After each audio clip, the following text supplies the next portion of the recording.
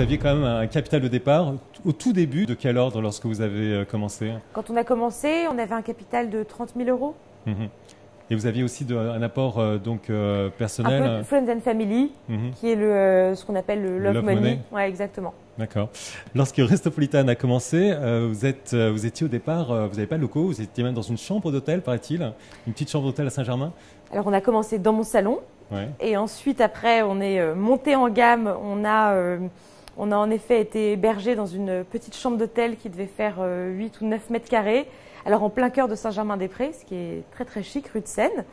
Je me souviens, la salle de bain nous servait d'entrepôt pour les ordinateurs qu'on installait chez le restaurateur. Après, on est passé dans une suite de cet hôtel et on a trouvé les derniers bureaux qu'on avait près de la place de la Bourse, rue Montmartre, où c'était 120 mètres carrés. Et puis là, on redouble de taille pour partir aux Invalides dans 2 mois. Les débuts étaient prometteurs, puisque je crois que vous aviez établi des partenariats avec des grands restaurants. Vous aviez déjà le Georges V, vous aviez des chaînes, le groupe Elior. Donc ça marchait bien au départ.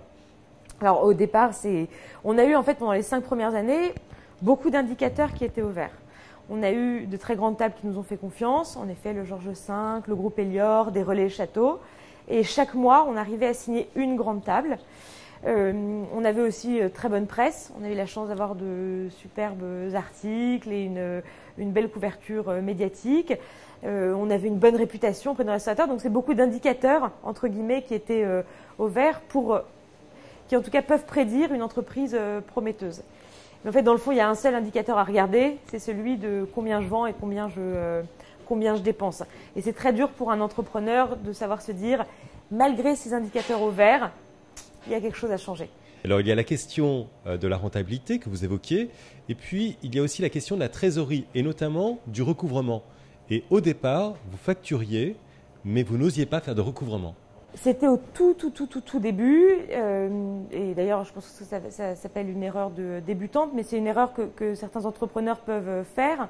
C'est que sur nos premiers clients, on était déjà tellement contents de signer des clients qu'on émettait les factures, et puis finalement, c'est des factures d'un montant de 300 euros, 400 euros.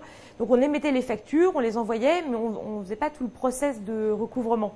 Ce qui était dommage, parce qu'après on s'est retrouvé avec des sommes faramineuses à récupérer, et surtout auprès des restaurateurs, c'est toujours compliqué. Donc il ne faut pas hésiter à mettre en œuvre. Le premier euro qui rentre compte. Et voilà.